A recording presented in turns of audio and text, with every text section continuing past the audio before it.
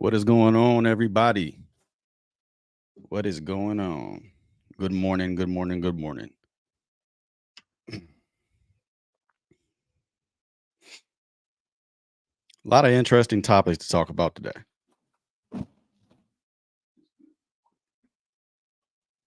But yeah, a lot of interesting topics to talk about today.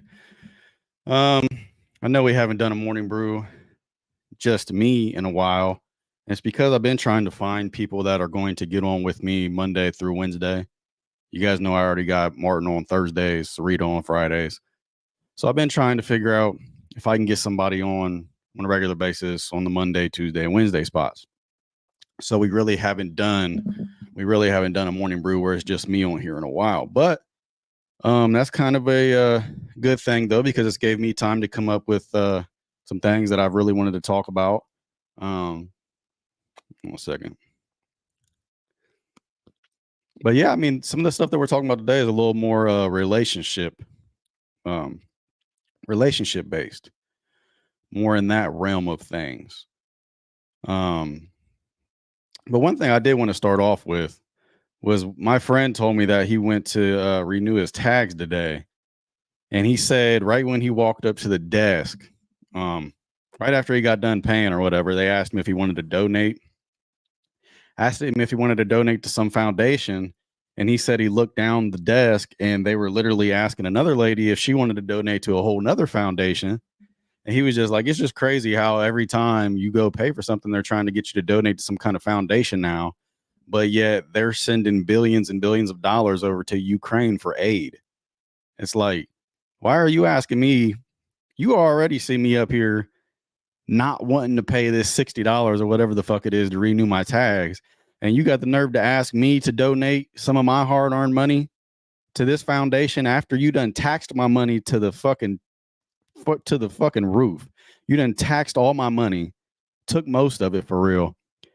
And you want me to donate a couple dollars to this foundation when you're sending billions of dollars over to Ukraine for aid? Like, we need the motherfucking aid. If you got to ask me for a couple dollars out of my hard-earned money to go to this foundation, and it looks like we're the ones that need the aid, right? So why don't we keep some of that money here and put that towards the foundation instead of asking me to take a couple dollars out of my paycheck to go towards the foundation? That don't make no goddamn sense to me. Good morning, Dylan.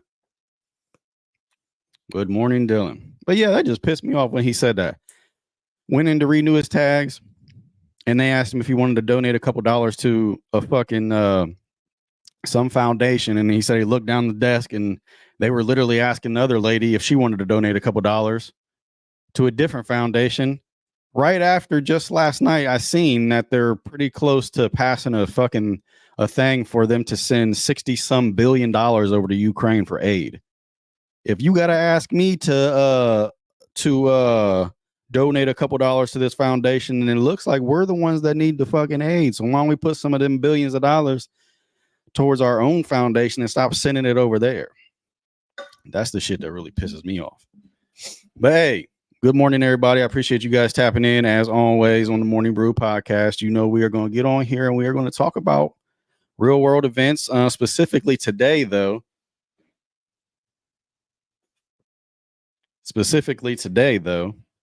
we are going to talk about some things that pertain to relationships. So this could get juicy. And I'm sure there are a few things on here that people will have differentiating opinions about. And that's fine. You know, we're not on here to be some yes men or, you know, just agree with the crowd. If you got a different opinion on things, that is perfectly fine. And I know some of you will. $60 billion for money laundering. Yeah, that's what it is. That's what it is. I mean, at this point, you shouldn't ask me to donate for anything. But let's get right to it, man, because there's a lot that I want to talk about today. And I want to hear your guys' thoughts on it. Okay, do you believe in marriage through the courts? Now, the biggest thing with me on this topic is I'm not against marriage. Obviously, it's kind of hard for me to being a wedding videographer. I am not against marriage. What I am against is the fact that you have to go through the courts to be officially married. When I think of marriage, I don't think that it should be between anyone but me, that person, and God. That's the only acceptance. That's the only verification that I need is between me, that person, and God. Um, I don't believe in the whole marriage through the courts thing where you get the paperwork, documentation, you got to sign the certificate, and now you guys are officially married. And if you want to get a divorce, you guys decide that you don't want to be together no more, then you got to pay us this money and go through this whole process just to get a divorce. I don't believe in that shit. I think that's just another way that our government figured out to make more money, make us pay more money, just like fucking taxes and the donating to these fucking foundations and shit like that. They've just figured out another way to make us pay money. All marriage should be is you and your significant other making a pact that you are going to love each other eternally for the rest of your lives. And that should only be made through God. I don't believe in signing the marriage documents and all this and that, and you get half of what I got. If you, no, that's all a bunch of extra shit that they shouldn't have none of their hands in. In Bible times, there was no paper for marriage, so it's a worldly thing, not of God. Yeah. So, and I just don't agree with it. I don't agree with the government or the courts having their hand in it. I think when you marry somebody, it should be between you, that person, and God. It should be a pact between you three. The only verification that I need to say that I am married to this person or that I love this person should be through God, and that's what I believe. Marriage certificate is for money. It's an IOU situation if there's a divorce. Yeah, and I don't agree with it. See, I don't think none of that should come into play. If you love someone and you want to be with someone and you want to marry someone, then your vows that you make to God should be all that you need. There shouldn't be any paperwork involved. It's a spiritual thing. If you think about it, it's a spiritual thing because you get up there before the crowd. And I mean, if you don't have a crowd, you get up there before whoever in God's presence and you make these vows through the word of God and you guys make a commitment to each other. So all the extra shit with the paperwork and all that they throw in there that you got to sign and all the the prenups that some people do and all that, there shouldn't be any paperwork in this, man. There shouldn't be any paperwork in this. The only thing that you should need is maybe a few witnesses to say that it actually happened. Because I mean, if you convict anybody of a crime, a lot of times you can convict them just by having witnesses there that seen it happen. So if I have witnesses there that seen me pledge these vows and make this commitment to this woman, then that should be all that I need. I shouldn't have to have all this documentation, paperwork, and all that just so you can figure out a way to get me to pay more money if it doesn't work out. So I totally do not agree with it. Unfortunately, the government found a way to make money. Yeah, it's another way. I mean, at every turn, they figure out a way to make money with the shit, and I just don't agree with it. Like, and when I tell a lot of people that, they automatically jump to the assumption that I don't believe in marriage. I do believe in marriage. I believe in marriage in a different way, though. I believe that if you want to get married to somebody, then it should be strictly between you, that person, and God. There shouldn't be no outside things going on with paperwork, certificates, none of that stuff saying like if we decide to get a divorce, then we're thinking about where's the money going and all this and that. Like that shouldn't be a thing. Like you should be able to marry somebody and the vows that you make to God and the commitment that you make to that person should be it.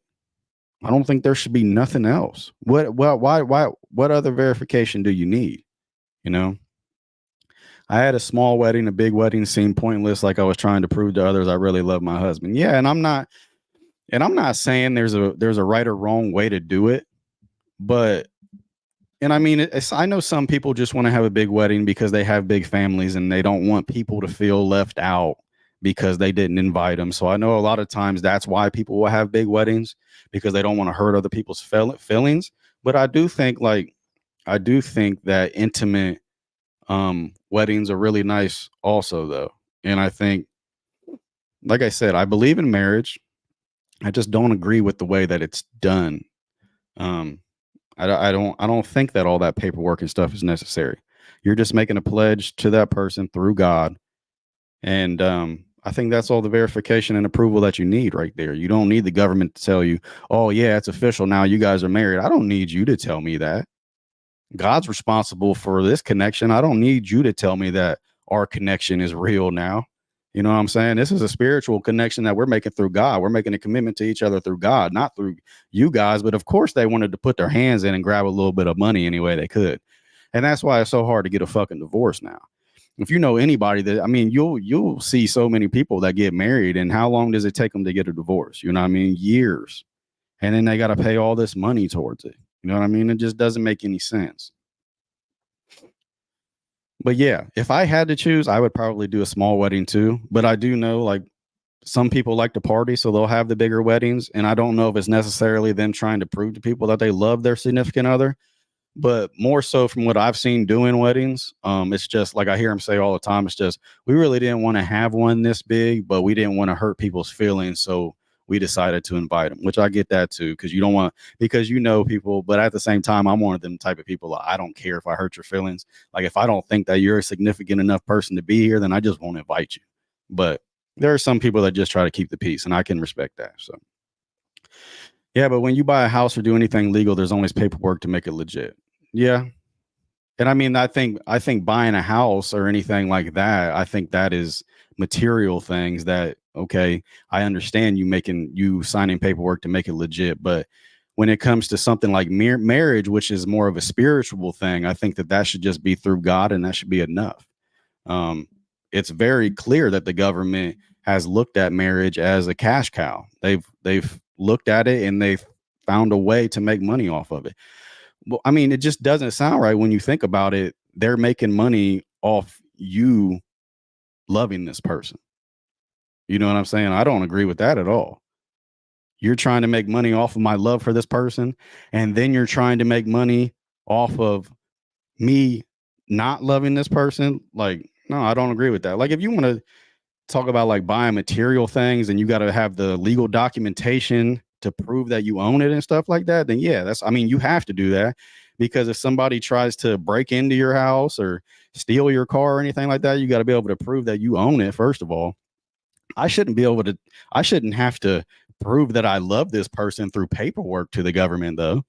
You know what I mean? Me and this person made a commitment to each other on a spiritual level through God. That's all we need. That's all the approval that I need. I don't need to prove to you that I love this person because of this little certificate that I got. And don't get it the wrong way. Like I'm not saying that it's not what you should do. I'm just saying I don't agree with it in that way. You know what I mean? You know what I mean? Like I just don't think that there should be any outside human forces that have anything to do with it. Besides the pastor that's um, helping you guys recite the vows, of course. But I think it's just completely through God, and I don't think that they should treat it like I feel like they're kind of spitting in the face of God when they look at it as an opportunity to make money and they start treating marriage like a business rather than a spiritual connection between two human beings. And I think that's where they're getting it mixed up. So that's just how I feel about it, though. Like, I don't get on here and just try to say I'm right. I just try to give you guys my view on it, and then you guys give me your opinions on it, and we can kind of figure out like different things. Maybe you look at it from a different perspective that I didn't look at it from before, or something like that. But I don't know. You know, I had less than 30 people. I was not worried about anyone else, and I mean, hey, some people want to do that, and I have no problem with. See, I don't care how you get. I don't care where you get married. I don't care how many people you have at your marriage. I don't care about none of the extra stuff. The main thing that I have a problem with is when government gets involved with marriage because they start whenever government gets involved with anything, they start treating it more like a business as an opportunity to make money instead of treating it as what it's supposed to be. And that's just a spiritual connection between two people that have made a commitment to be with each other for the rest of their lives. You know what I mean? And I don't think that, I mean, the first image that I get is just somebody in government sitting there drooling out of the mouth because they see an opportunity to make money off of something. You know what I mean? And I don't think that's one of those things that you should be able to make money. That's like somebody taxing you to go to church. You know what I mean? That's like somebody taxing you and making you sign a piece of paper to go to a church. And then if you decide that that church ain't for you, charging you and making you go through a whole process to not be affiliated with that church. Like, it's crazy to me when you really think about it. Man, me and my guy just don't want the government involved. We ain't getting any younger, and we're thinking of our health and what ifs. They ain't taking our house because we're possibly sick. What the hell? So we'll just love each other hard for the rest of our lives. Yes, God knows, love this. And that's just how I feel about it. And see, when I normally talk about it, like when I first say, like, I don't believe in the traditional marriage as it is today, but I guess it would be more traditional than I do believe in, because it's more like a back in the day thing. People automatically just assume or jump to the conclusion that I just don't believe in marriage, period. And that's not it. I just don't believe in the government having their hand in marriage and treating it as a cash cow and looking at it as an opportunity to make money off of it. That's what I don't agree with. It is spiritual, but if there wasn't any paperwork, then how would there be a difference between wife and husband and boyfriend and girlfriend? Well, because you went in front of a crowd with a pastor and you guys made vows through God, straight out of the Bible. You know, I've never made vows to a girlfriend. I've never sat there with a pastor and made vows to a girlfriend to marry her and put a ring on her finger. You know, I've never done that with a girlfriend. That's the difference that I think that you make. You tie that spiritual knot with a pastor through the Bible, it through the word of God. You tie that spiritual knot with that person. You don't do that with a boyfriend or a girlfriend. So I think that's the only verification that you need, you know, is the word of God, that commitment that you make through God, and you know, you seal it with the ring, you know, because the ring is supposed to signify eternity, because it just keeps going around and around, you know. So that's the difference between boyfriend and girlfriend. You're not making holy vows to a boyfriend or a girlfriend, you know. So no God and government, just money. Having it pay in order to get married is wild to me. It's a piece of paper. Yeah, I just when you just think of it, when you just say it out loud, it doesn't sound right. So that's why I don't agree with it. And if anything happens, there has to be paperwork for legal matters. Also, when you buy a house together, you can both purchase a house together with both of your names on it. And there's just a lot of reasons why being legal is a good thing. Well, everything that you're naming that it would be a benefit of it being legal through the courts is all material things. Like, and they have made you think that it has to be legal for it to work out like that, and it doesn't. They've made it that way. Just because it is that way doesn't mean it's right. They've made it that way. And the reason they've made it that way is because they know if you want to do any of those things and you want it to be easier, then you have to get married this way through the government, through the courts. They made it that way. Just because they made it that way doesn't mean it's right. Now, I agree with you. Like when you buy a house together and everything like that, and you want to put both of your names on it, it's a good thing for legal matters, but they made it that way. That doesn't mean that it's right. That doesn't mean that it should be that way, you know? And I'm not sitting here saying what is the best way to do it right now. I'm saying how I think it should be done. You know what I'm saying? I'm not disputing the fact that it is easier to get a house if you can put both of your names on it and use both of your credit scores, whatever. And for legal matters, if you want to decide whose is what and what's whose, you know what I mean? I'm not saying that that's not the case. I'm saying it shouldn't be that way. You know, they've made it that way. And the reason they made it that way is so that you have to go through them to be officially married. And it shouldn't be that way. For legal matters, that just wouldn't be smart, especially when people divorce and their kids involved and properties owned. I mean, once again, that is the government getting involved when they shouldn't be, and they've made it that way, and it shouldn't be that way. Like if both of your name is on a property, you know, that should be separate from the marriage. You know what I mean? If you guys are in a situation where you don't know who's going to get the property, if you guys get divorced, then that should be a separate thing from marriage. There should be some kind of contract when you guys purchase that property. There should be some kind of contract saying who gets this property if you guys split up, or who gets a portion of it, or whatever. But when you start bringing material things and money and all that extra stuff into marriage, then it's not about what it's supposed to be about no more. Now you're making it about material, earthly things. You know what I mean? And it's not supposed to be about that. And once again, they made it that way because they know that we value these material things so much that you're going to go through them to get married, so that if it does come down to it, you're going to get what you owed if there's a divorce. And it shouldn't be that way. So look at other cultures like American Native Indians. I'm sure they were married, but not through the government. I need to research this. I mean, a lot of cultures do it. A lot of cultures do it. And a lot of cultures just, I mean, there are some people here in America that still do it. I mean, if you guys know anything about elopements where they run away and go get married, a lot of them don't sign certificates for marriage and all this and that. You know what I mean? And if you're that worried about who's going to get the property that's owed after, if you guys get a divorce, then don't get it in your names together. You know, um, keep both individual properties, and you can go live with them or go live with them. You know, if it's that big of a deal, if you guys and I honestly think, and you never know what can happen, obviously, but I honestly think like if you're that worried about material things when it comes to getting married to someone, then you're probably not ready to get married to someone. Um, because I'm not going into it. I'm not going into it thinking that type of stuff.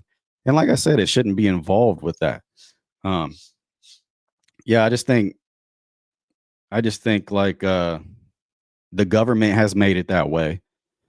They have intentionally made it difficult to get divorced because they want you to worry about, well, who's getting this if we get divorced, and how's this going to work if we're getting divorced. They have made it that way so that you have no choice but to pay them when you get married or when you get divorced. They've made it that way. They have set it up that way for them to make money off of you.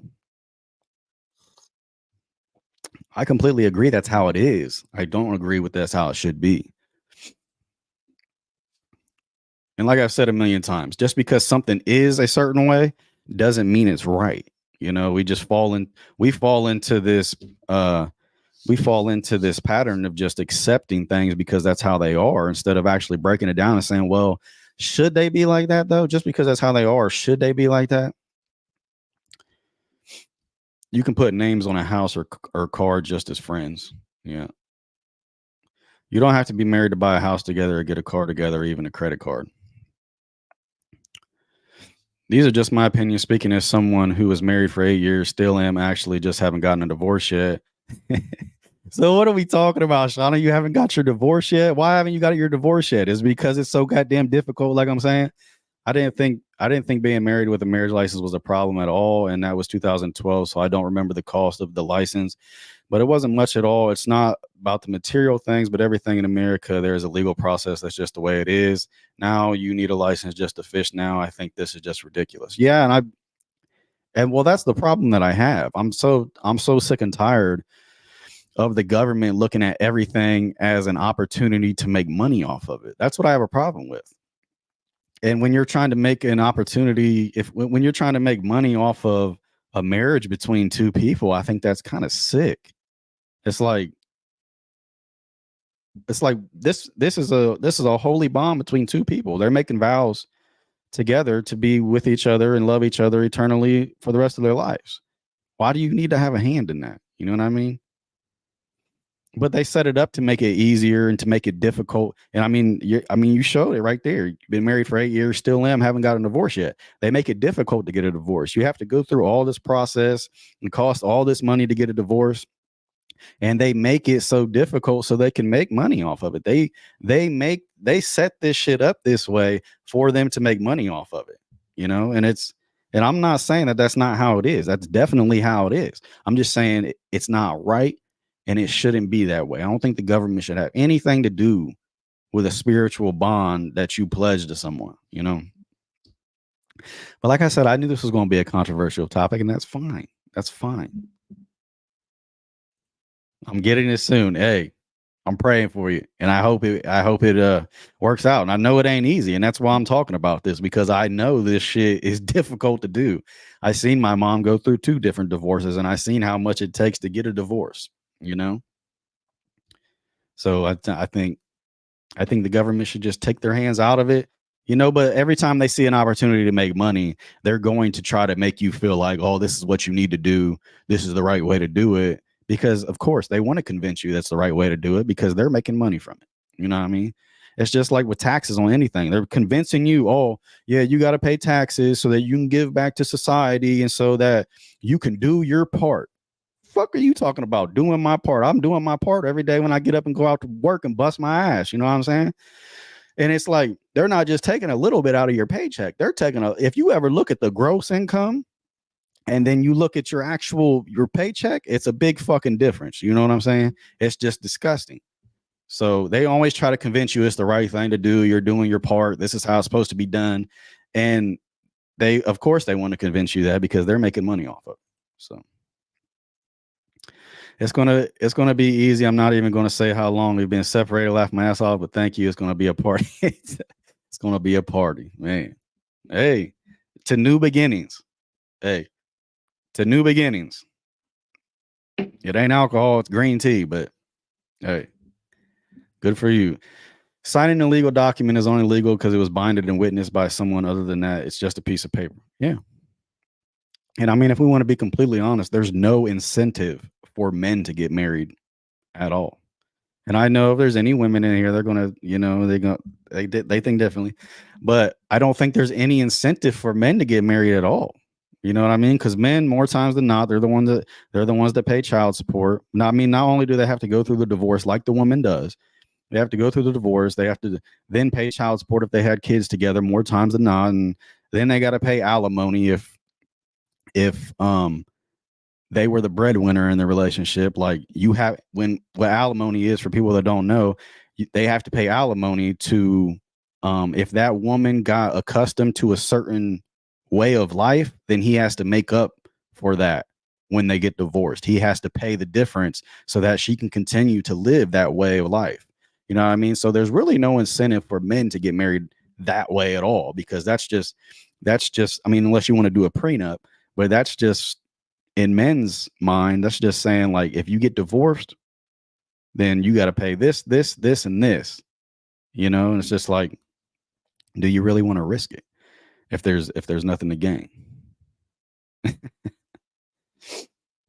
No, that's green tea. It does kind of look like beer a little bit, but that's just green tea. Yeah, green tea does kind of put off the color of beer. No, it's the morning brew, but we ain't on here drinking brews though. No. Zero incentive. There's zero incentive for men. There you go. Zero incentive for men to get married. Now, I'm not saying that they shouldn't because a lot of times I feel like men do get married because their woman wants it, and that's completely fine. But I'm just saying, if you think about it, like more times than not, men are the ones that have to pay the most whenever there is a divorce. You don't ever walk around and hear about women paying child support. You don't ever walk around and hear about women paying alimony to their men. Oh, LOL. Okay, looks good. Yeah, I got a little, it's green tea, got a little bit of honey in there, you know what I'm saying? Get me off to a good start. Got a little bit of caffeine in there, you know what I'm saying? We ain't on here getting faded on the morning brew. Not saying that I'm opposed to it, but you know. All right, next topic. We got a little deep on that one. Should you change who you are for your partner? Should you change who you are for your partner? Just to let you guys know, because I know there are some people that watch on Facebook and they tune in, and they might not know. If you comment on Facebook while watching, I do see that, and I'm able to pull it up on the video. So let me know in the comments how you guys feel about these topics that I'm pulling up, because I do want this to be an interactive podcast. Should you change for your partner? Shauna says no.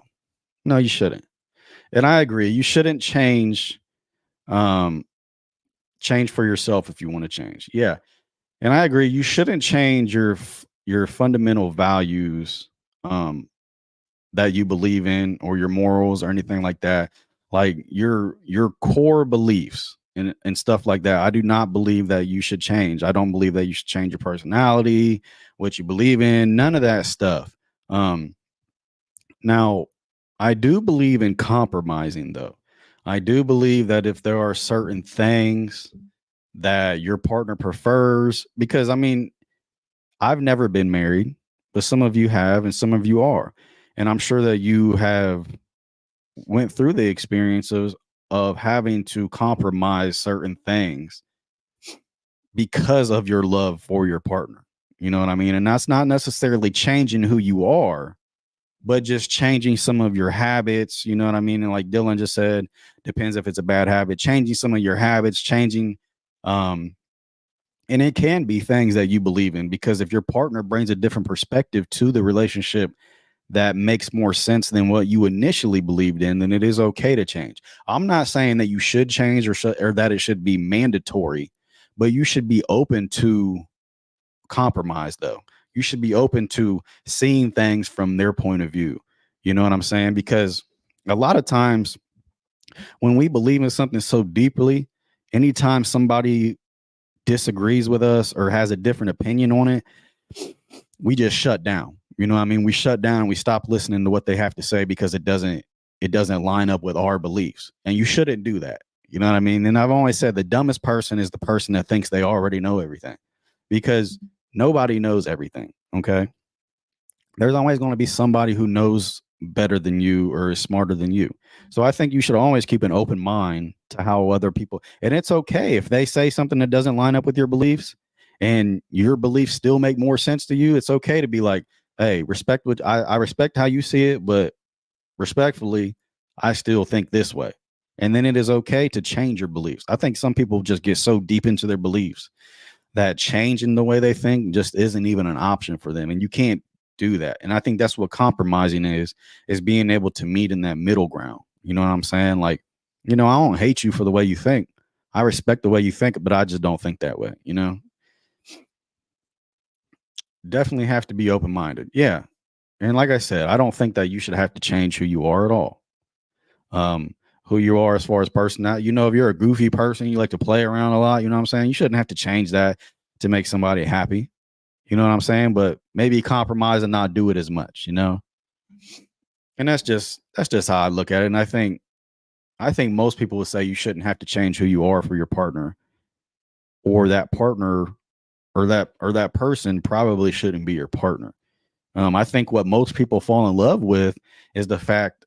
I think the biggest reason why people fall in love with other people is because they can be around them and be who they are wholeheartedly. They don't have to change who they are at all. But keep this in mind, though, too. Sometimes it's best for you to have people in your life that are going to force you to change, because sometimes, like Dylan said, with the bad habits, sometimes that change is necessary. You know what I'm saying? So just because somebody makes you uncomfortable and gets you out of your comfortability, you know what I'm saying, like that, just because somebody makes you uncomfortable don't necessarily mean what they're doing is wrong. They could just want better for you. And sometimes a lot of people get defensive when people want them to do better because they think that person is asking them to change. And not all change is bad. You know, sometimes change is necessary. So just keep that in mind too. Now, if somebody coming straight into the relationship saying, "Oh, I don't like this and this and this about you," you shouldn't even be with that person in the first place. You know what I'm saying? All right. So should we work now and have fun later, or vice versa? And this is going to the people that, because I know there are two groups of people. There is the group of people that thinks, I'm gonna have fun now, you know, I'm gonna have a good time now because tomorrow ain't promised, and I can be dead, and I'm not going to spend the prime years of my life just worrying about stacking money. And then there's the people that use the prime years of their life just to work their ass off and stack money and stack money. And then by the time that they're actually able to have a good time, they're too old to actually enjoy it. So, how do we feel about that? Should you focus more on money now and try to have a good time later? Or should you have a good time now while you still have your youth and, just enjoy life and make a little bit of money along the way? Personally, I'm always gonna tell you guys my side. Let me look at his comments first. 50-50. Personally, I prefer working a lot right now so I can retire early and still enjoy. Yeah, and if you're in a position, well, see, that's why this is a big topic now, because the way the economy is set up now and the way this shit is so fucked now, what used to be early retirement is not any longer possible for most people. Um, because the average lifespan is getting shorter and the average retirement age is getting higher. So it's just not plausible no more for a lot of people. Um, I like making consistent money, but still making sure that I have a lot of time to enjoy my youth now and go out and do things. I do not at all put a lot of value on money at all. I don't.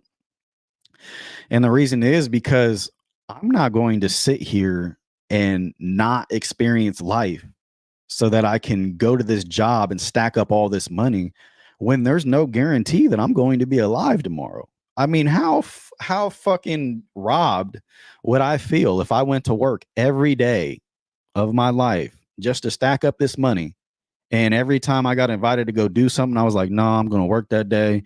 Or every time there was an opportunity for me to go do something that I really loved or was really interested in, I was like, nah, I should probably work in that day because I want to make sure that I'm in a good position when I turn 40 or 50. And then I end up getting in a car accident and dying. And then I never experienced life. You know what I mean? I never experienced life because I was so focused on the end goal of having that money and being set at the end. You know what I mean? And that's my biggest fear. My biggest fear is sacrificing all of my time to put myself in a good situation in the future. Just blinders on, focused on money. You know what I'm saying? And I'm not enjoying the life around me with my youth and actually able to do it because there's no guarantee that when you get to that retirement age or you get to that point in your life where you're set and you don't have to work no more, there's no guarantee that you're going to be able to walk. You know what I mean? There's no guarantee that you're going to be able to stay awake, because I'm 31 now and it's hard for me to go do stuff and even stay awake right now, So it's just, I think it's more important. I think it's more important to focus on the experiences and enjoying life at a young age. And I mean, obviously, you still have to work to take care of basic things, but just overdoing it and not enjoying things and going and doing things with people that you love so that you can work and stack money, I just, I don't think that makes much sense to me because, like I said, um, life can be gone any day. So, Jessica Danielle, enjoy your life now. Try and get that money when you can, but definitely enjoy your time. The way this world is going, no one will be able to save or even live. Yeah, and that's and like I don't have a problem with people that just save, save, save, and anytime you ask them to go do something, they're like, "Nah, I'm saving for this," or I can't see myself spending that much money on that. And it's like, I I I respect that, you know what I mean? Because I'm not great at saving money. I'm not, when I get it, I want to spend it. I want to have a good time right now because, like I said, there's no guarantee that you're going to be here tomorrow. And how robbed would you feel if you worked all that time and constantly brushed off people that you love, constantly brushed off opportunities to go experience things that are once in a lifetime? And then you got in a car crash and all that was for nothing. And you didn't even experience life before that, you know? But I'm not saying either way is right or wrong. I mean, for those of you that save money and you work your ass off and everything like that, I respect you guys to the fucking fullest because a lot of times you guys aren't just doing it to put yourself in a good situation. A lot of times you guys are doing it to leave your kids with something. You guys are doing it to leave your kids with a lot, but I also want to experience life and experience time with my kids, And if you're doing that to leave your kids with a lot, then you're probably sacrificing a lot of time with your kids too. So I think it's both ways. It's just me. I'm not going to put a huge emphasis on money. Obviously, the basic needs that you need. I'm not going to put a huge emphasis on money. I do know that it's necessary though, but I'm more focused on enjoying experiences and enjoying the time that I have now. The money will come, man. There's a million fucking things you can do to get money out here. I'm not going to stress about that shit too hard. You know what I'm saying? So, because when I'm 50, 60, 70, am I going to be more sad that I didn't save or am I going to be more sad that I didn't spend time with the people that I love? I think I'm going to be more sad that I didn't spend time with the people that I love. You know, that's just me though. Way too many people I worked with retire and then die within a few years. I have a goal of 45 to 50, but I won't be in the States also. So my plan is way different than most. Yeah, if you can retire at 45, 50 and be set, then I think that's cool. But also, like, I'm 31, I'm about to be 32 in October. And it's like, man, I just, I feel like 45, 50, like, I'm not even going to be able to go to a fucking movie without falling asleep for real. But hey, to each their own, man. I mean, that's part of staying in shape, taking care of your body too, though. Like if you're going to do that, just make sure you stay in shape, take care of your body so that you can have that longevity. But yeah, I see that all the time too. And I don't know if it's more of a mental thing or what when it comes to people, but I have seen a lot of people that seem completely fine. They decide to retire and then they die shortly after. And I don't know if it's more of a I don't know if it's more of a they don't have meaning in their life anymore, or they got such in a routine that they don't know what to do with themselves no more once they retire. I don't know what it is, but I think most of the ones that I know of, though, they didn't have that family to take that place of that job. You know what I'm saying? They just thought, like, oh, I'm going to retire and it's going to be so nice just to be able to not do anything every day. And people get depressed. You know what I mean? Like I do a lot of shit to keep my mind busy, to keep me off of going into a dark place. You know what I'm saying? So I'm sure a lot of those people that retire from them careers that they have, um, they didn't realize how much that job was keeping their mind off of this shit. You know what I mean? So a lot of shit that goes into that. A lot of shit that goes into that. Is jealousy, now think about it, is jealousy appropriate in a relationship? And this is going to be more of a preference type thing because I don't think that you need jealousy in a relationship, but I think some people like for their partner to be a little jealous because it can show you that they care. Um, I think where some people get thrown off is if they're with someone and they're going and doing things that would normally make someone jealous, and that person isn't getting jealous, then they either think that that person doesn't care or that person is out doing some of the same stuff, so they're not worried about it. Um, I agree. I think a lot of it is loneliness. Yeah. Yeah. And you just got to have something to replace whatever career you had. But is jealousy appropriate in a relationship? You know, are you one of those people that like for your significant other to exhibit a little bit of jealousy? You know, and I'm not saying go out and make them jealous on purpose. No, don't go out and do shit on purpose to make them jealous to see if they care about you. But I'm saying sometimes we do stuff because when you get in different relationships, different people respond differently to certain things. So, do you think that jealousy is appropriate in a relationship to maybe show you that that person cares? You know, because I've had some people tell me like um, their ex never got jealous, and it was probably because they didn't really care about him. You know, so how do you feel? You feel jealousy is appropriate in a relationship? Good morning, Steven. How you doing, man? Appreciate you hopping in here, brother. When you and Martin going live again, I need to hey, and now that you're in here, I don't know if you was in here when we was talking about it, Steven. How do you feel about how do you feel about marriage through the courts? Because I was personally just on here saying, and a few people kind of disagree with me, but some people did agree with me. I was on here saying that I think marriage should be a spiritual bond that you make through God, and that should be it. I don't think there should be any outside government force that has anything to do with it as far as paperwork or anything like that. I think it's you making vows through God, you making a commitment to that person through God on a spiritual level, and that should be all the verification and acceptance that you need. So curious to know, with you being a pastor out there at Victory Rock, if you guys get a chance in Gallion, Ohio, go see Victory Rock, great church. With you being a pastor, how do you view that? Curious to know. Curious to know. Stephen and Martin are going live on Thursday, fellas. Live on Thursday. But yeah, is jealousy appropriate in a relationship?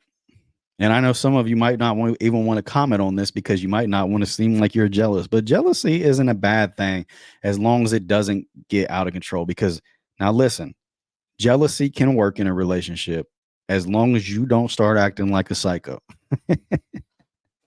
Because I mean, there can be a healthy amount of jealousy. You can be jealous, and that, it can be just enough to show somebody that, what you're doing, I don't really like because I do care for you and I do love you. You know what I mean? That can be jealousy.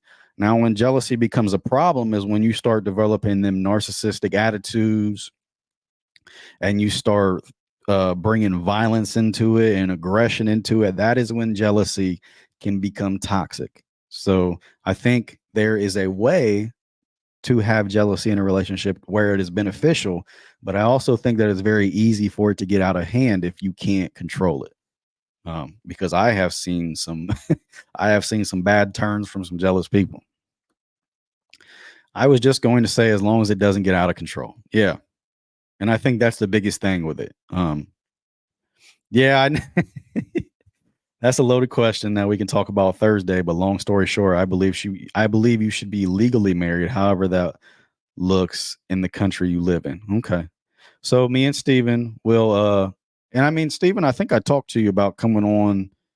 I don't know what time you guys are going live, but if you're able to get on live with me and Martin on Thursday, then we can discuss that question. Because I am curious to see why you think that it should be legally done through the court system. Hey, we'll get you on there. But yeah, I'm curious to see your thoughts on that. Me personally, I haven't been able to think of anything that makes legitimate sense as to why the government needs to have their hand in it, because I think the government is always looking at things, trying to think of opportunities to make money off of it. And in this situation, it's just, I don't see why. I don't see why they, but we'll save it because I know the more I keep talking about it, the more you're going to want to respond. And we'll talk about it on Thursday though. We'll talk about it on Thursday. But yeah, jealousy in a relationship. Is it appropriate? Is it mandatory? I don't think so. Can it work in a relationship? Yeah, a healthy amount of jealousy can work in a relationship, but it can also get out of control. So you got to keep it in check. Got to keep it in check. Don't go slashing your ex's tires because of something that they did. You know what I mean? Because I know you're doing it to hurt them, but it's also hurting you, especially if you get caught. Especially if you get caught. So let's keep the jealousy at a healthy level.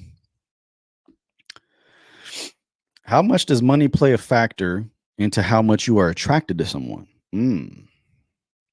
I like this one. How much does money play a factor into how much you are attracted to someone?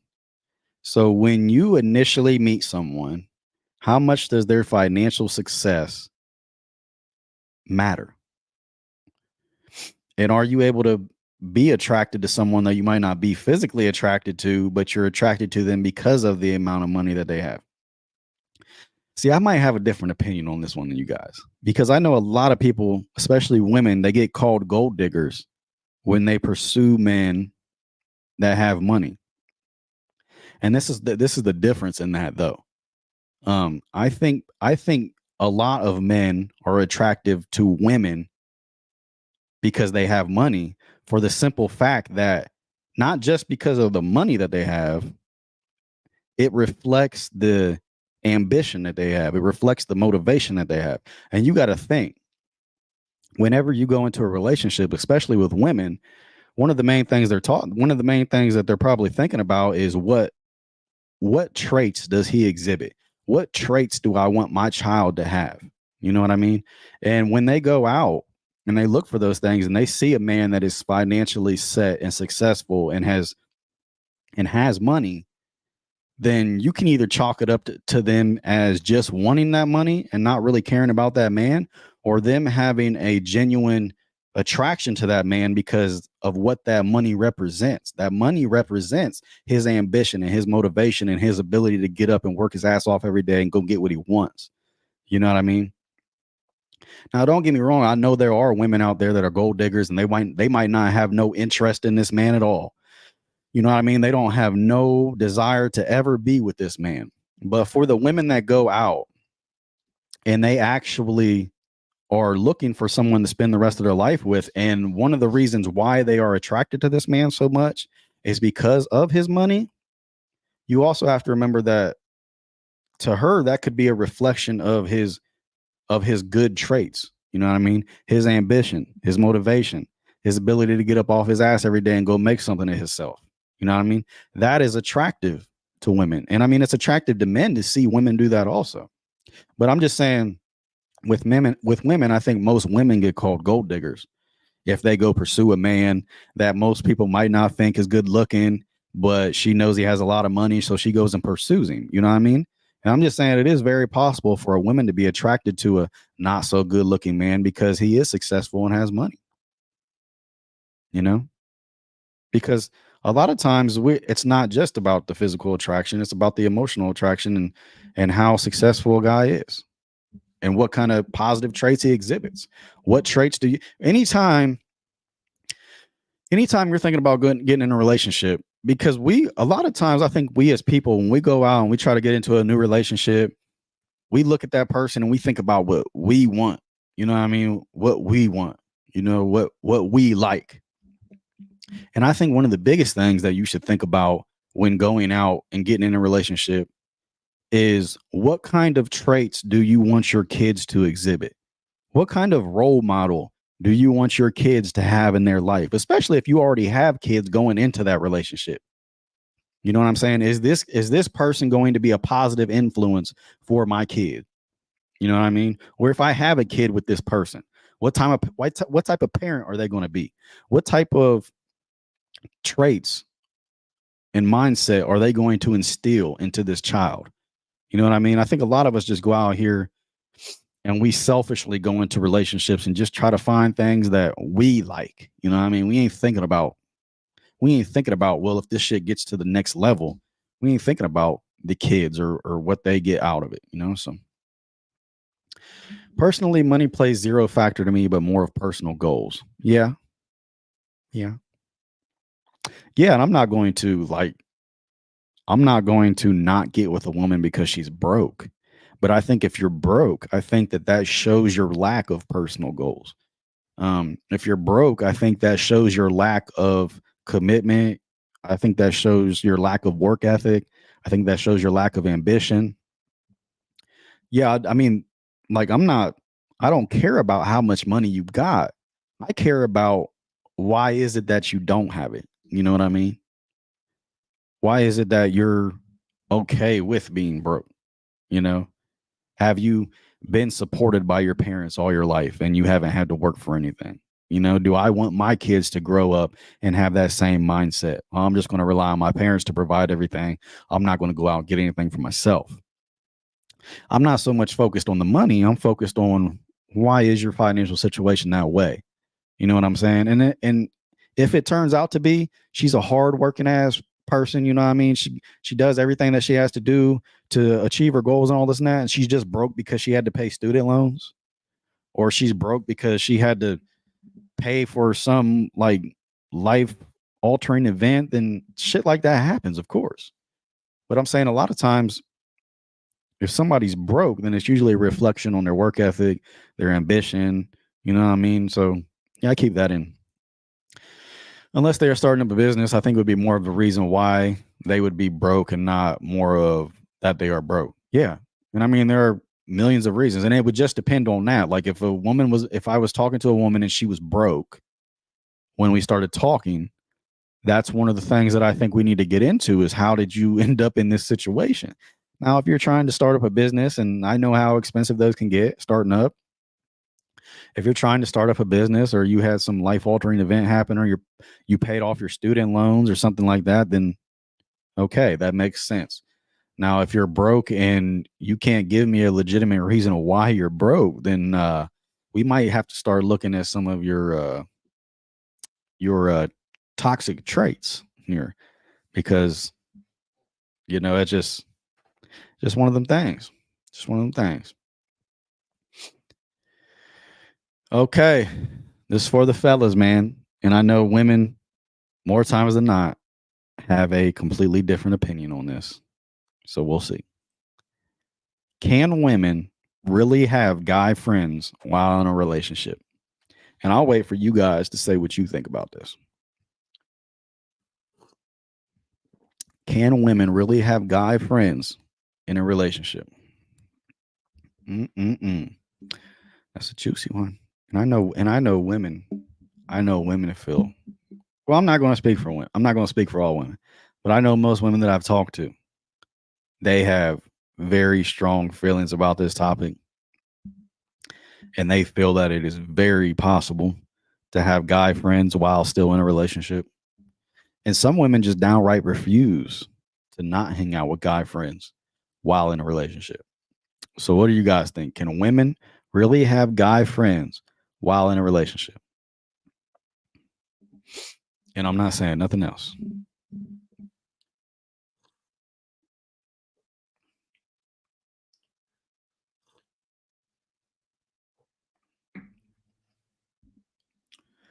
Dylan said it comes with trust. Okay. Definitely would have to be some trust. There definitely would have to be some trust if you were okay with your woman having guy friends. I think I would ask her, why is it necessary? Um, why is it necessary to have guy friends? But now if the guy is a homosexual and he's just not attracted to women, then okay, I can see that. I can see that. But for a straight guy to be friends with your girl and they're just out having a good time on the town and you're nowhere around, you know, I think I'd be asking why it's necessary. And there's no real way for you to know that guy's intentions that she's friends with. You can trust your girl all you want, but what is that man's intentions? You know, because I know how men think, um, and I'm not saying all men are dogs, but more times than not, if a guy is friends with a girl, then it's because he is waiting for that eventual breakup so that he can be there to comfort her. And that he obviously like, because I don't know straight guys that hang out with girls without any sexual interest in them. You know, maybe I just don't know any good guys, or maybe I'm just being honest, and a lot of people don't like honesty. So I don't know, man. I don't know. Can women really have guy friends while in a relationship? Is it possible? Is it possible? Can it work? Can it work? Cricket, cricket. I don't think so. I personally don't think so. And that might make me sound insecure, but I don't think women really understand how men's minds work. I do think that it would be possible. Okay, no, I don't. No, I don't. I don't think that women understand how guys' minds really work. So that's why they have this optimistic view on it that, oh yeah, we can just be friends. He doesn't want nothing from me other than to just be friends. I think that's why they're so optimistic when it comes to that. When if they could really just get inside men's minds, um, they would see that he's just waiting for an opportunity. He's just waiting for an opportunity for her to break up with you so that he can be that shoulder to cry on, and then he can eventually wants what he wants. Because no man that I know just hangs out and is friends with a woman that he has no sexual interest in or no attraction to or no interest in period. So that's just how I feel about it, man. That's just how I feel about it. I don't think so. I don't think it's possible. You know, I don't think it's possible for a healthy relationship. I think it can cause a lot of problems in a relationship. Um, but I'll leave that up for you guys to decide. You know, instance, friends before the relationship or after. Well, well, if they were friends before the relationship, I don't think it really matters. Um, I mean, if that's what you're saying, are you saying that Is it different if they were friends before the relationship? Um, I mean, I would be more comfortable if they were friends before the relationship and they just continued the friendship into the relationship than after, because it's like, why are you even considering guy friends after we've already been together? I think if I was going to be okay with it, then I would be okay with the friendship being before the relationship. But I'm still not. I still don't like it either way. I still don't like it either way. Um,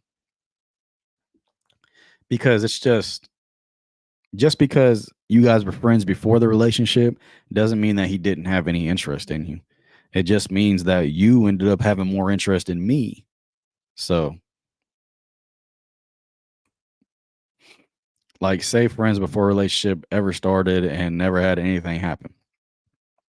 Well, like I said, the you and that girl falling out or breaking up could be the catalyst for something between them to happen.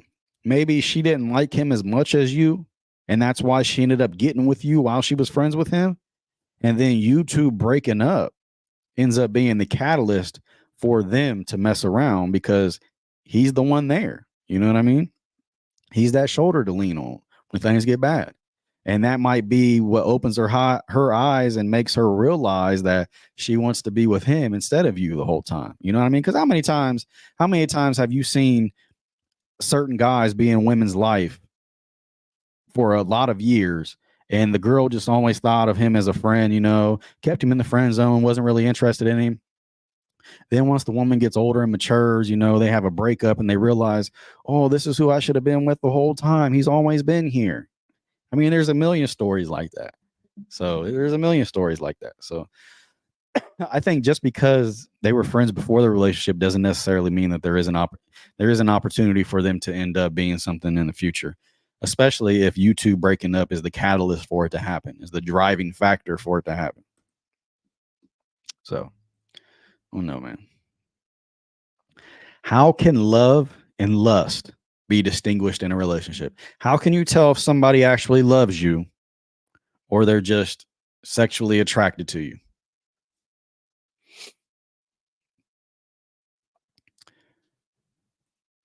Very controversial. Definitely see your view. Yeah, I mean, I'm just going off of my experiences in life, and I know everybody has different experiences in life. So I'm just going off of what I've seen, and I mean, I'm sure other people think different. How can love and lust be distinguished in a relationship? Now, I'm not trying to be Dr. Bill, and I'm not trying to give you love advice. But the biggest difference that I think that will show you if somebody actually loves you or they just lust for you is if they love you, they will make time for you.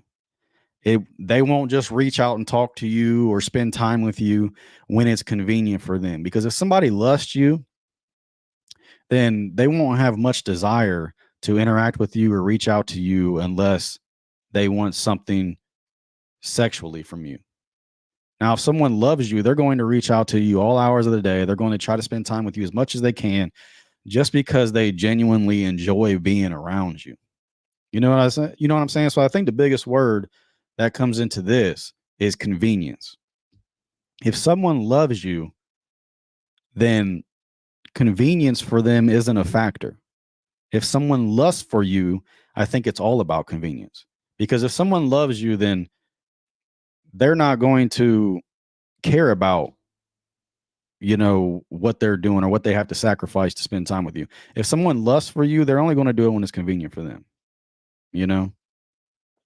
But if someone loves you, they're going to sacrifice their time. They're going to do anything that they can to make time for you and talk to you as much as they can, spend time with you, go do things, as opposed to somebody that just lusts you. That person, the people that'll just randomly hit you up on Snapchat and want to link up. You know what I mean? That's lust.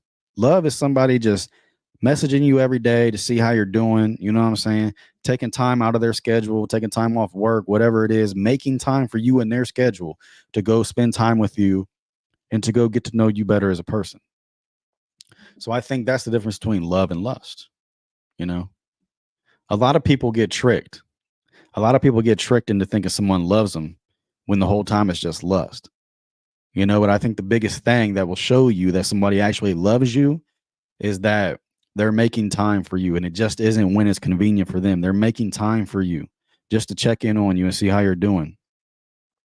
As opposed to lust, they'll only reach out when they're at a bar drinking. You know what I mean? You have them people that'll get a hold of you on Snapchat, and right after you seen a picture of them up at the bar drinking, you know what I'm saying? And then they'll send you a message on Snapchat. What you doing? That's lust. Okay. Love is when they're sitting home on a Sunday, 10 a.m. and they text you, good morning. How are you doing today? What are you doing today? Do you want to go do something? They just want to be around you. They just want to be around you because they enjoy you as a person. You know what I mean? And I think that's the biggest difference between love and lust. And you got to keep those in mind. You got to keep those in mind because a lot of people are good. A lot of people are good at making lust seem like love. But I think that's the biggest differentiating factor is convenience. And I think that's the word for that, convenience. Are they just doing it when it's convenient for them, or are they consistently doing it even when it isn't convenient for them? They're making time for you. They're making time to go do stuff with you. They're making time to talk to you. They're taking time out of their busy schedule for you. You know what I mean? So I think convenience and consistency with the love and lust thing. Yeah. Is it possible to be with someone who has different religious beliefs? What do you guys think? What do you guys think? Is it possible to be with someone who has different religious beliefs? I think it's very possible to be with someone who has different religious beliefs as long as you two respect each other's beliefs. You cannot degrade the other person because of their beliefs. You have to respect their beliefs while still holding true to your own. And maybe if you guys talk about each other's religious beliefs together, maybe you can mutually agree on some things. Maybe you can even convert that person. But I'm saying, like, don't push to try to convert that person to your beliefs. You know what I'm saying? You guys can just talk about different things within your religions, and they might voluntarily convert to your religion or your beliefs just because it makes more sense. You got to think a lot of people think a certain type of way because they've never been exposed to another way of thinking. You know what I mean? Like they haven't been exposed to another perspective. They haven't ever looked at something in that light that made them think differently. So a lot of times they're just going with what they know already. So I think it's very possible to be with someone who has different religious beliefs.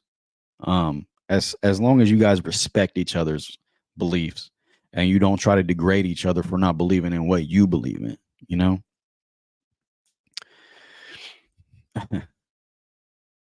Oh, this is a touchy subject. Which subject is it? The religious beliefs.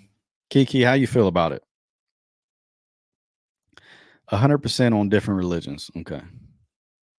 My cousin grew up non-religious and just married into a Jewish family. I think it can work as long as you respect each other. He's taken a lot of time to learn about the Jewish beliefs and the way they live.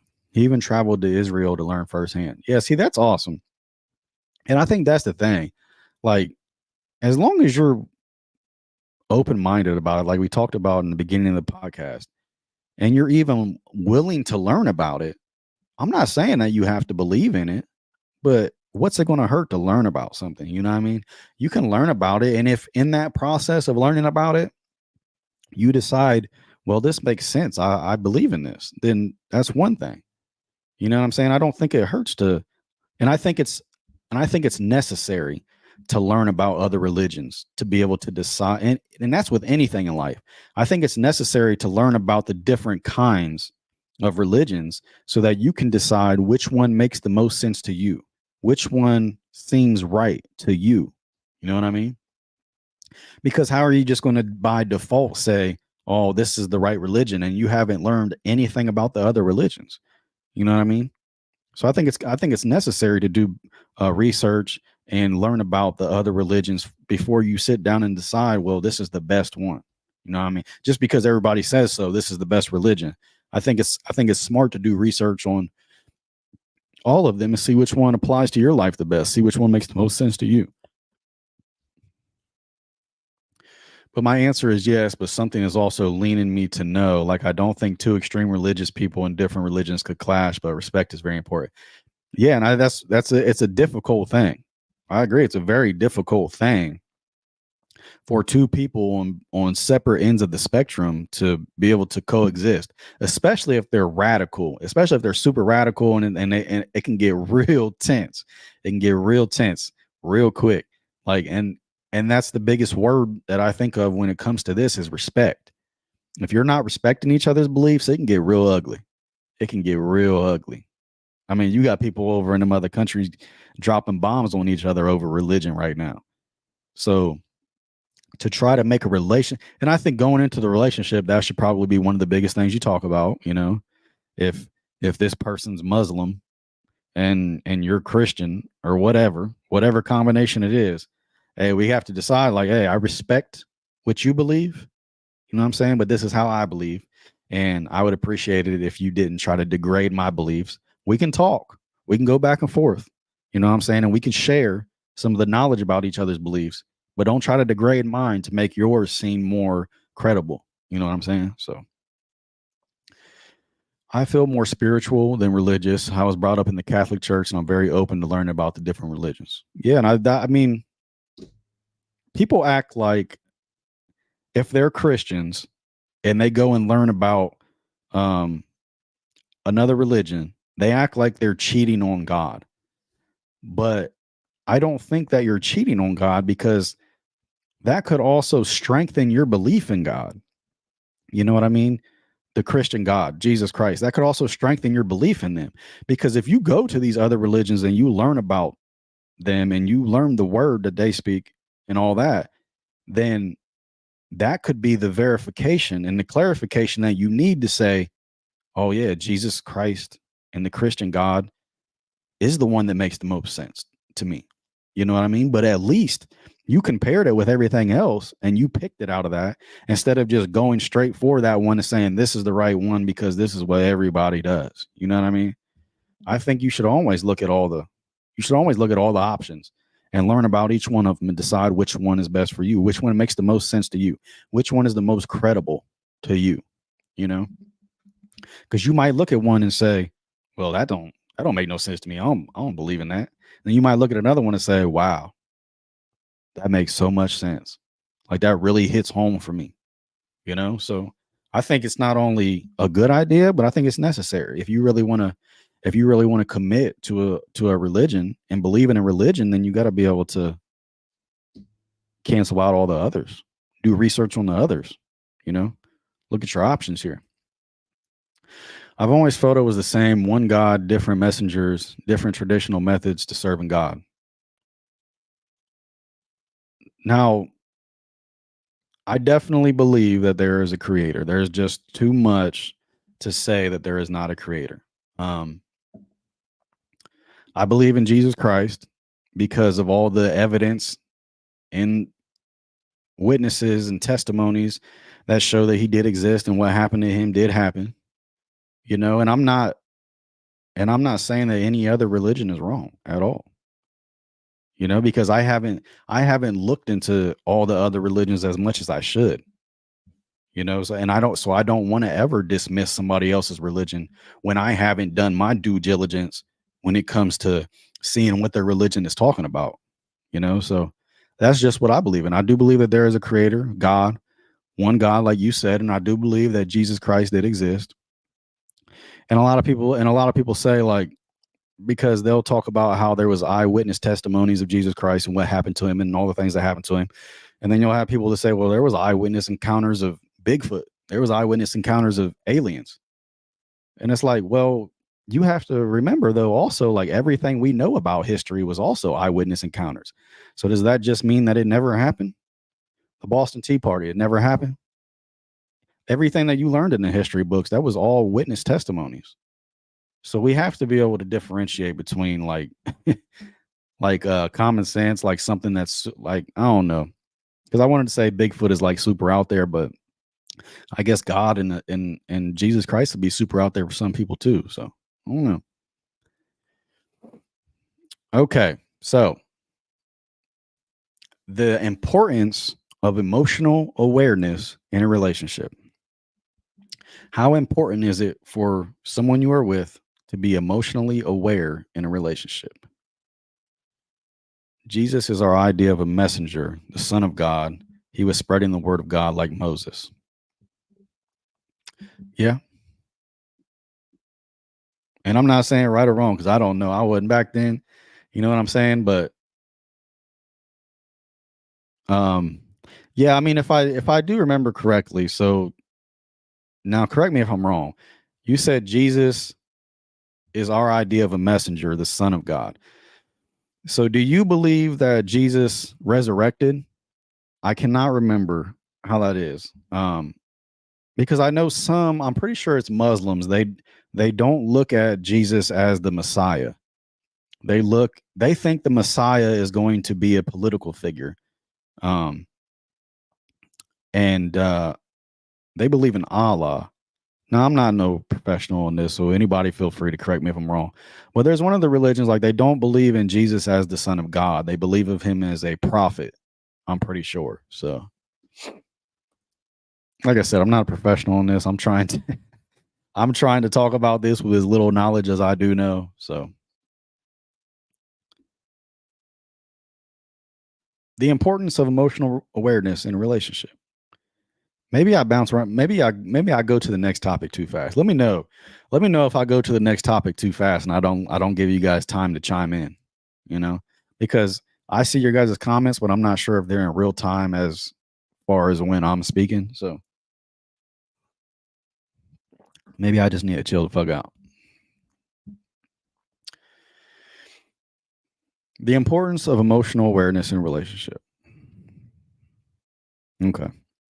So the importance of emotional awareness in a relationship. I think this is one of the most important things.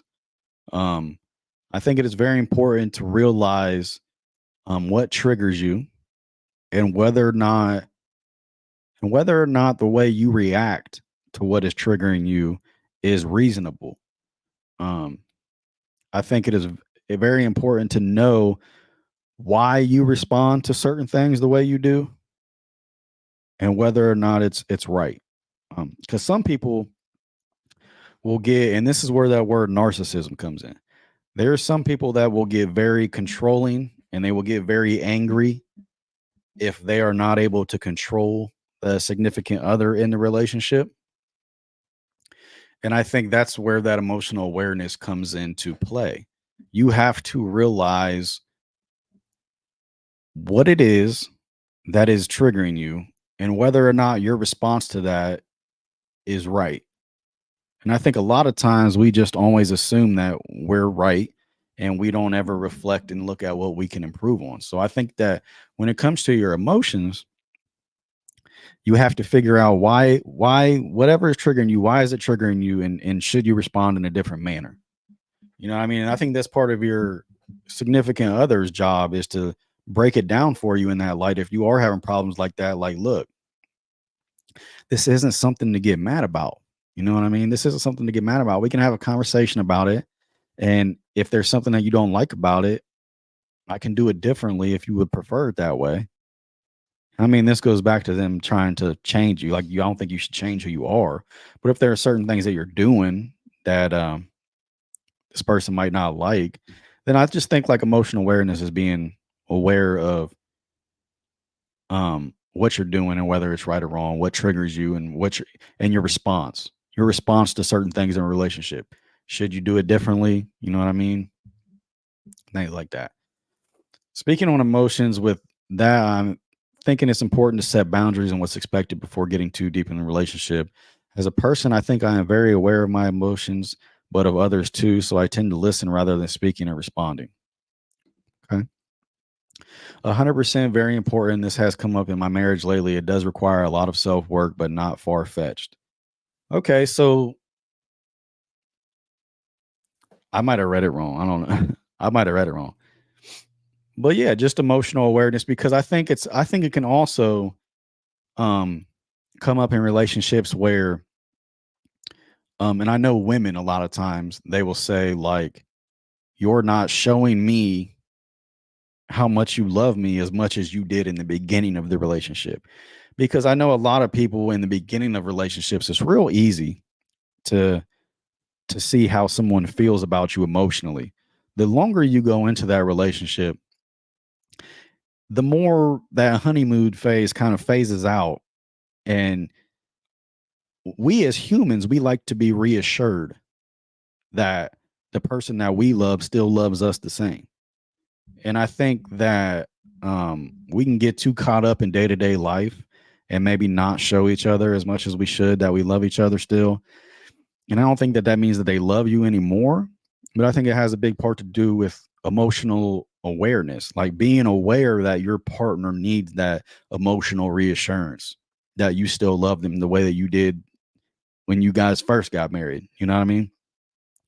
Um, and like I said, it's not that they don't love you anymore, that you don't love them anymore. I think it's just being emotionally aware and not just emotionally aware of your emotions, but aware of their emotions too. Like, what am I doing that is affecting them emotionally in this way? You know what I mean?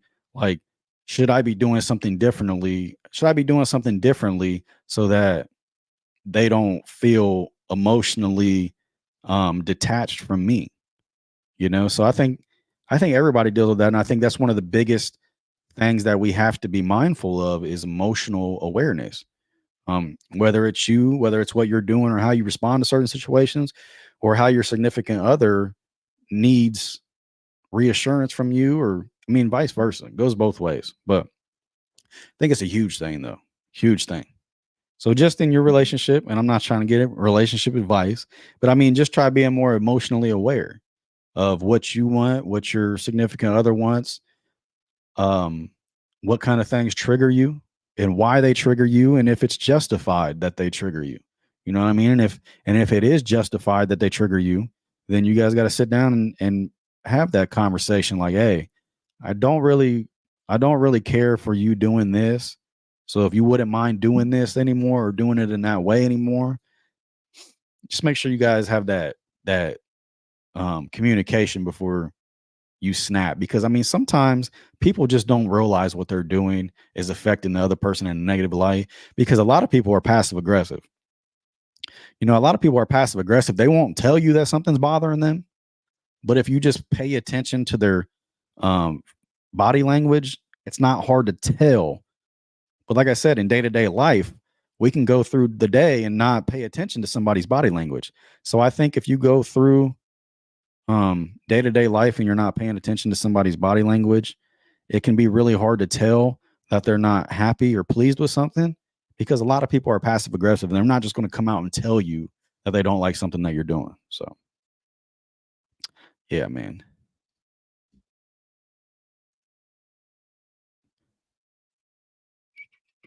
Just checking this real quick. Yeah. Okay. Um, yeah, being emotionally aware, guys. Yeah, but that's really all I had today. We've been going for an hour and 20 minutes. Just wanted to say Reggie Bush was reinstated the Heisman Trophy. Is long fucking overdue. But I mean, if you guys tuned in, if you didn't, appreciate you guys tuning in. We went through a lot of topics that had to do with relationships today, as far as whether you believe in marriage to the courts, should you change for your partner, should we have fun now and work a little bit, or work a lot now and try to have fun later when you're crippled and can't fucking walk and got arthritis and all that. Is jealousy appropriate in a relationship? How much does money play a factor into you being attracted to someone? Can women really have guy friends? Those are all things that we went over today. I do want to talk about stuff like this more and more, because I do think it draws up good conversations. But we did hit on more than usual relationship things today.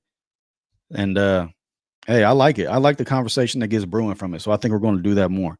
But other than that, guys, I appreciate you guys turning into the Morning Brew podcast. Make sure you go to the YouTube channel, hit the subscribe, like, share button. Also with the Charged Up podcast. Make sure you share this to your timeline on Facebook.